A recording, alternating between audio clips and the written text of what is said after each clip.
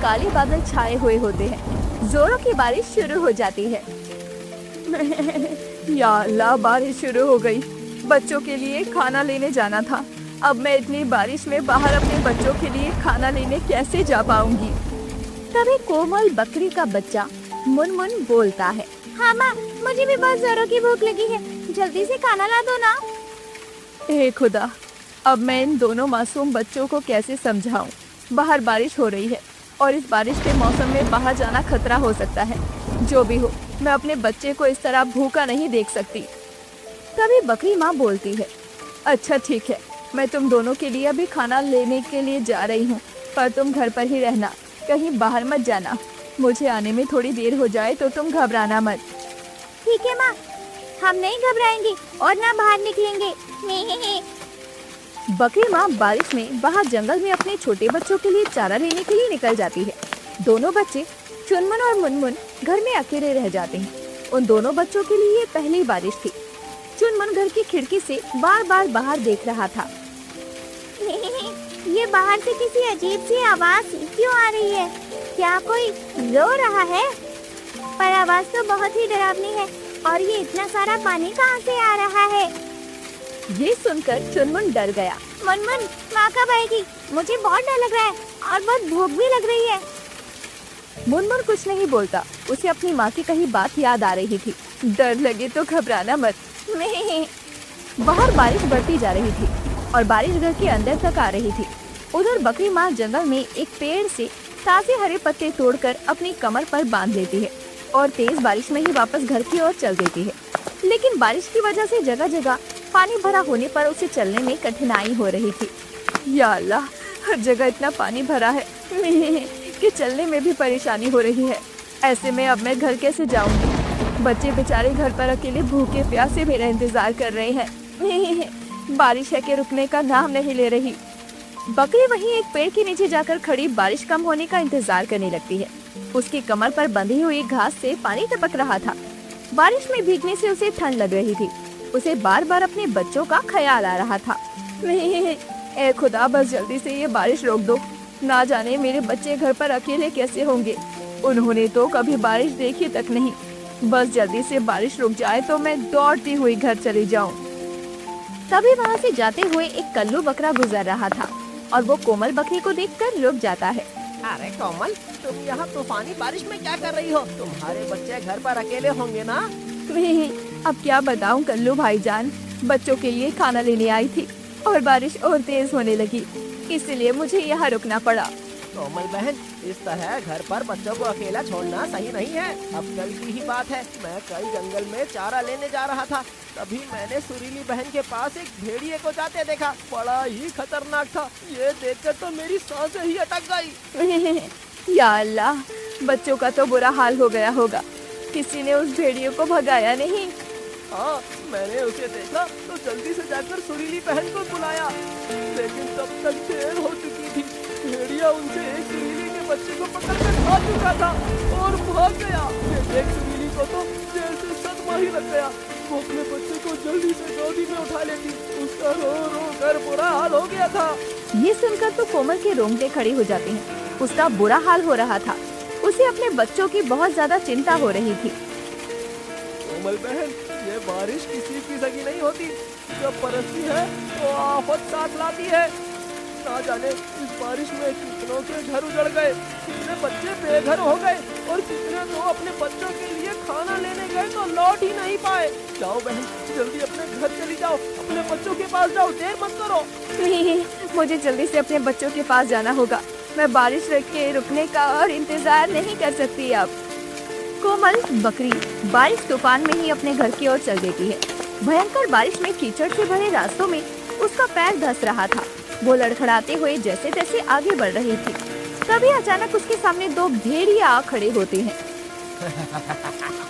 अरे वाह, देखा तो बारिश में शिकार खुद चलकर खाना हमारे पास आ रहा है। आज तो बारिश में खाने में मजा ही आ जाएगा। सच में आज तो मजा आ जाएगा। आज का डिनर इस बकरी का ही होगा। अपने सामने दो खूंखार भेड़िए देखकर कोमल बकरी का कलेजा डर से कांप उठता है, पर वो अंदर ही अंदर खुद को हिम्मत देती है। नहीं, अगर मैंने जरा भी डर दिखाया तो ये मुझे यही खत्म करके मार देंगे। मुझे अपनी अकल से काम लेना होगा, सिर्फ ताकत से नहीं। कभी कभी सूझबूझ से भी लड़ना होता है। अरे भाइयों, मुझे खाने से पहले जरा अच्छे से सोच लो। मैं कोई साधारण बकरी नहीं हूँ, मेरे सींगों में जहर है। एक बार किसी को मार दूँ तो वो 7 दिन में तड़प तड़प कर मर जाएगा और पानी तक नहीं मांगेगा। ये सुनकर दोनों भेड़िए बुरी तरह चौंक जाते हैं। उनके पसीने छूटने लगते हैं। थोड़ी हिम्मत करके पहला भेड़िया बोलता है, ऐसा भी होता है क्या? और तूने क्या हमें पागल समझा है जो हम तेरी बात मान ले? तू तो हमें मामूली बकरी की तरह दिखाई दे रही है। और सुनो, मेरी पीठ पर जो घास बंधी हुई देख रहे हो वो कोई आम चारा नहीं है। उस पर एक जादूगरनी ने मंत्र डाला है, जो भी उसे खाएगा वो पत्थर का बन जाएगा। विश्वास ना हो तो खा कर देख लो। कोमल बकरी की बातों से दोनों भेड़िए बुरी तरह डर जाते हैं। बारिश में ठंडी हवा और कड़कड़ाती बिजली और गहरा अंधेरा माहौल को और भी डरावना बना रहा था। भाई, कहीं ये सच में कोई जादुई बकरी तो नहीं है? हाँ, बारिश में वैसे भी कुछ न कुछ गड़बड़ होती है। इससे पहले कि कुछ गड़बड़ हो जाए, चल जल्दी से यहाँ से 9 तो 11 हो जाते हैं। दोनों भेड़िए डरकर वहाँ से भाग खड़े होते हैं। कोमल बकरी राहत की सांस लेती है। अकल से काम लो तो बड़े से बड़े खतरे को भी टाला जा सकता है। उधर घर में दोनों चुपचाप बैठे हुए थर थर कांपते हुए अपनी माँ की राह देख रहे थे। बारिश का पानी अब उनके घर में घुस आया था। चुनमुन चारपाई पर जाकर बैठ जाता है और मुनमुन बार बार अपनी माँ को खिड़की के पास जाकर देखता है। माँ, तुम कब आओगी? हमें बहुत डर लग रहा है। तभी अचानक दरवाजा खुलता है। कोमल बकरी पूरी तरह भीगी हुई और काफी थकी हुई होती है, लेकिन अपने दोनों बच्चों को देखकर उसमें ताकत से आ जाती। बच्चों, माँ तुम आ गई। मेरे बच्चों देखो, मैं आ गई। मैं तुम्हारे लिए खाना भी लेकर आई हूँ। अब डरने की जरूरत नहीं है, तुम्हारी माँ है ना तुम्हारे पास। माँ, क्या सच में बाहर बहुत खतरा था? हाँ बेटा, लेकिन जब अपने अपनों के लिए लड़ते हैं तो डर को भी हरा देते हैं। रात काफी हो चुकी थी। खाना खाने के बाद पेट भर जाने पर दोनों बच्चे चुनमुन और मुनमुन जल्दी ही सो जाते हैं। कोमल बकरी भी काफी थकी होने के कारण जल्दी सो जाती है। बाहर तेज बारिश की आवाज से कोमल बकरी की बार बार नींद खुल रही थी और अपने बच्चों की उसी चिंता सता रही थी और वो बार बार जागकर उन्हें देख रही थी। सुबह तक बारिश थम जाती है, लेकिन ठंडी हवा अभी भी चल रही थी। चारों ओर कीचड़ फैला हुआ था। उसके घर की छत से पानी की बूंदें टपक रही थी। कोमल बकरी की आंख खुलती है तो अपने दोनों बच्चों की हालत देखकर उसका दिल बैठ जाता है। माँ, मुनमुन को सर्दी की वजह से बुखार हो जाता है और चुनमुन भी बिस्तर पर पड़ा हुआ बुखार से तप रहा था। उसकी नाक बह रही थी, शरीर कांप रहा था। या अल्लाह, ये क्या हो गया मेरे बच्चों को? मुनमुन, चुनमुन, बेटा उठो तो जरा, अपनी आंखें खोलो। बकरी माँ उनके माथे छूते ही समझ जाती है कि दोनों को तेज बुखार और सर्दी जुकाम हो गया है। माँ, मुझे बहुत सर दुख रहा है। कोमल का तो जैसा कलेजा ही फट जाता है। उसे खुद थकान और हल्का बुखार था, लेकिन अपने दोनों बच्चों की हालत देखकर वो अपनी सारी तकलीफें भूल जाती है।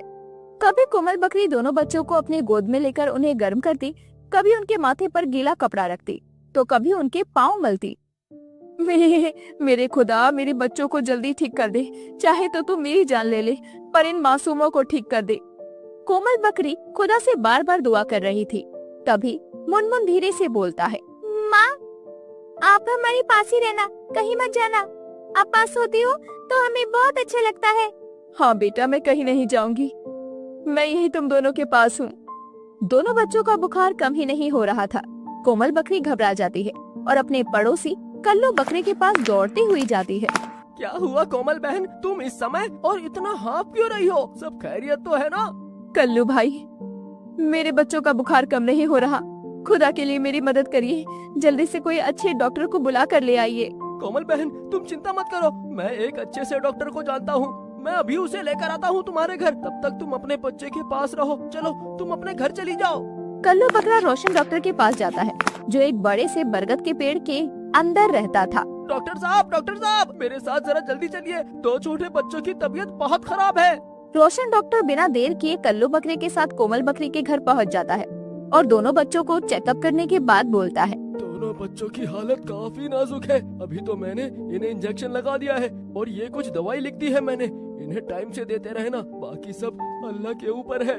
ये सुनकर तो कोमल बकरी के पैरों तले जमीन ही खिसक जाती है। मुनमुन और चुनमुन की हालत बिगड़ती जा रही थी। उनके माथे तप रहे थे, सांसें धीमी होती जा रही थी। कोमल का दिल बैठा जा रहा था। या अल्लाह, मेरे बच्चों को बचा लो, मेरी जान ले लो, पर इन मासूमों को कुछ मत होने दो। मैंने सब कुछ किया, दवा सेवा अब सब तेरे हाथ में है। रोशन डॉक्टर बकरा दवाई देकर चला जाता है। कल्लू बकरे से कोमल बकरी की हालत देखी नहीं जा रही थी। तभी कल्लू बकरा उस पड़ोस के मौलवी बाबा के बारे में उसे बताता है। कोमल बकरी उसी समय मौलवी बकरे के पास जाती है और मौलवी बकरा कोमल के आंसू देखकर बोलता है, कोमल बहन जल्दी, कोमल बहन, जंगल के उस पार पहाड़ी के नीचे एक बहुत पुराना बरगद का पेड़ है। कहते हैं वहाँ जो सच्चे दिल से जाकर दुआ मांगता है उसकी हर मुराद खुदा तक पहुँच जाती है और खुदा उसकी जरूर सुनता है। तुम वहाँ जाकर दुआ मांग कर देखो, हो सकता है तुम्हारी भी दुआ कबूल हो जाए। कोमल एक पल भी बिना गवाए बिना कुछ सोचे दौड़ पड़ती है। भयंकर तूफानी बारिश फिसलन भरे पत्थरों से टकराते हुए, कांटों से भरी झाड़ियों से होते हुए, घुटनों तक कीचड़ पर चलते हुए वो जा रही थी। एक माँ की ममता हर दर्द से बड़ी होती है। कोमल बकरी लड़खड़ा रही थी। कोमल बकरी थकी हारी कांपती हाफती हुई आखिरकार उस पहाड़ी के नीचे एक पुरानी बरगद के पेड़ के पास पहुँचती है और जमीन पर घुटनों के बल बैठ जाती है। ऐ खुदा, मेरी दुआ कबूल कर, मेरे बच्चों को ठीक कर दे। मैं तुझे और कुछ नहीं मांगूंगी, बस तू उन्हें जीवन दे दे। मैं उन बच्चों के अलावा और कुछ भी नहीं मांगती, वही मेरे जीवन का सहारा है। या खुदा, मेरी मदद कर। उसकी आंखों से बहते आंसू बारिश में मिल जाते हैं। थोड़ी ही देर के लिए बादलों की गरजना बंद हो जाती है और बारिश थम जाती है। तभी एक रोशनी चमकती है, जैसे कोमल बकरी की दुआ कबूल हो गई हो। कोमल घर लौटती है तो देखती है कि उसके दोनों बच्चे मुनमुन और चुनमुन मुस्कुरा रहे थे। माँ तुम आ गई? नहीं, पता है माँ, अब मुझे बहुत अच्छा महसूस हो रहा है और दर्द भी नहीं हो रहा। हाँ माँ, अब तो मेरा सिर भी नहीं दुख रहा और माँ मुझे भूख भी लग रही है। कोमल की आंखों में खुशी के आंसू बह रहे थे। सच्चे दिल से मांगी गई दुआ कभी खाली नहीं जाती। शुक्रिया मेरे खुदा, मेरे बच्चों को लौटा देने के लिए।